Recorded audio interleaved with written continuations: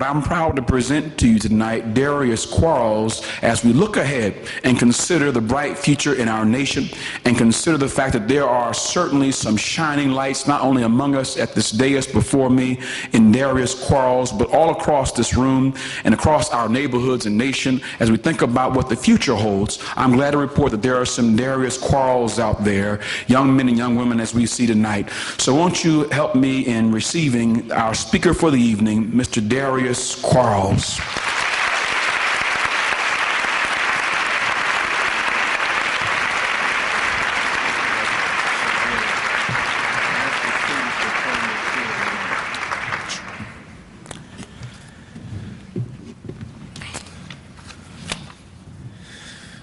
Greetings, students, family members, NEED administrators, board of directors, and visitors.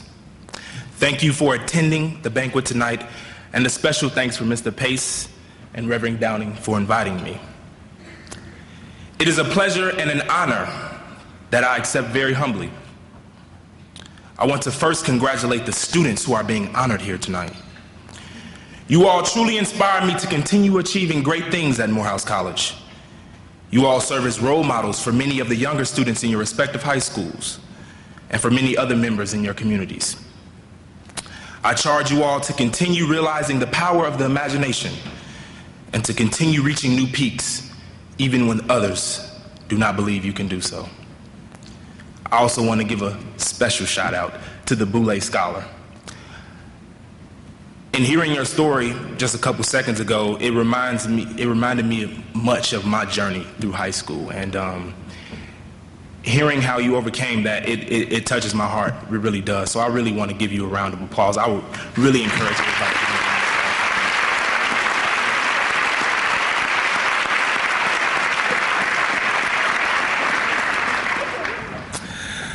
To say that I never fathomed being invited to speak in front of a crowd this large is an understatement.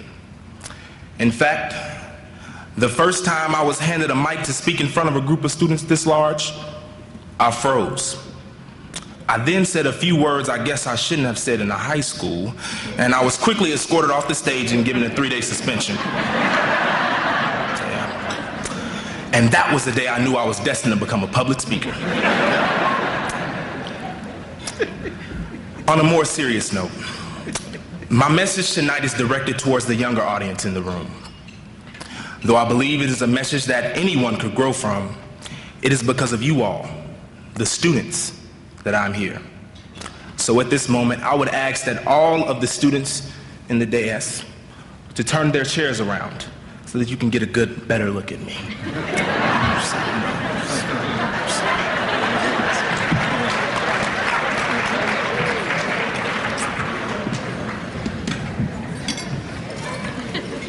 Now, don't let the looks deter you from the message, because it's about the speech.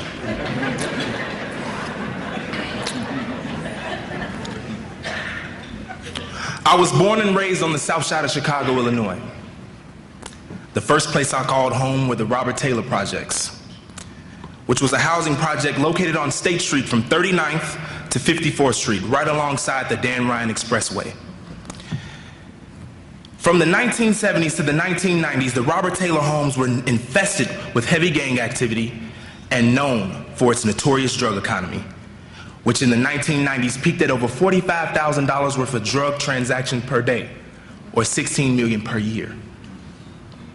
Drugs were an opportunity of self-employment for many of its residents, including my father and uncle.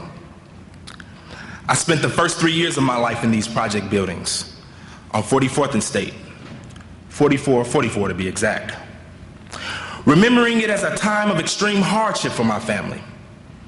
Our 2-bedroom apartment housed 11, and I slept in a bed with 3 to 5 other people on a regular night. Food stamps and welfare were the norm for my grandmother, who was the glue who held it all together. Trash littered the hallways, drug addicts lined the streets, and gang members of all ages carried guns in the fight for drug turf. My father, who provided for his family through drug transactions, was murdered in 1993 after he attempted to break up a fight between two of his associates.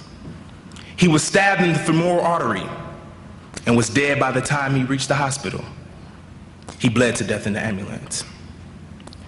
My older brother and I left the Robert Taylor homes when I was 3 and he was 9 to live with our mother in a small basement somewhere not too far from the Robert Taylor projects.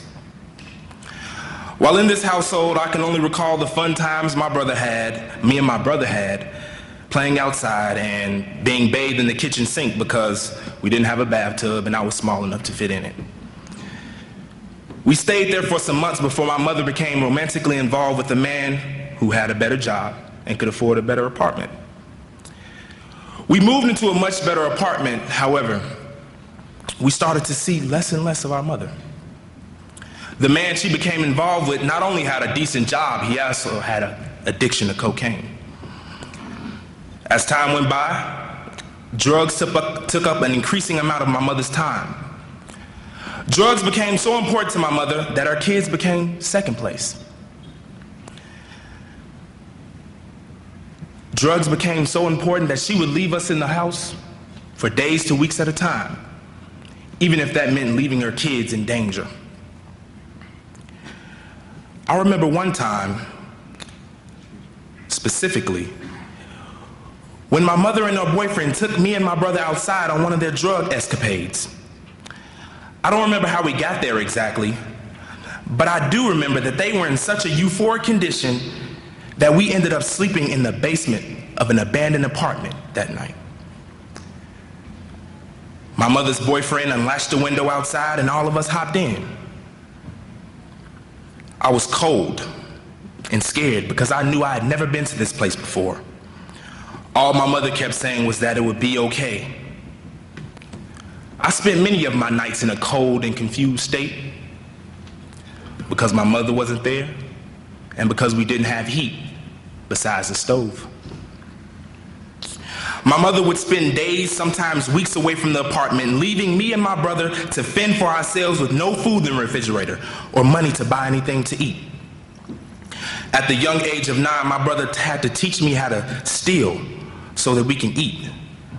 You see, there was a technique to putting bologna in your shirt, or stuffing white bread down your pants, or running if one of the workers caught you. My brother knew it was wrong. I was 3, I didn't really know it was wrong. But our stomachs were the constant reminder that we had to eat. It wasn't long before our neighbors noticed that we were always the only ones in the apartment. And they notified the police, which caused an investigation to be started by the Department of Children and Family Services. Shortly thereafter, we were taken away from the apartment and placed with our aunt. For nearly 7 years, I did not see or speak to my mother. I did not know if she was dead or alive, incarcerated or free. She was simply gone. Her being absent stirred up something in my heart that at the time was unforgivable, and I was angry. Angry at my mother for not being there. Angry at the streets for taking my father. Angry at everyone because I had to be different. I had to be the foster child that no one understood. Suspensions and detentions were the norm for me. I got into fights, cursed school faculty from teachers to librarians and principals. I never really cared about how I talked or treated people because I was angry.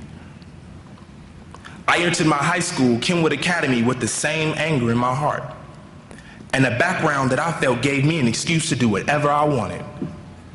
Suspensions, I had an excuse. Bad grades, I had an even better excuse. Coming to school almost every day late, I had an excuse. Sagging my pants, I had a great excuse. In the spring of my freshman year, my excuses eventually landed me in a cold jail cell. I did not have a job, and money was tight.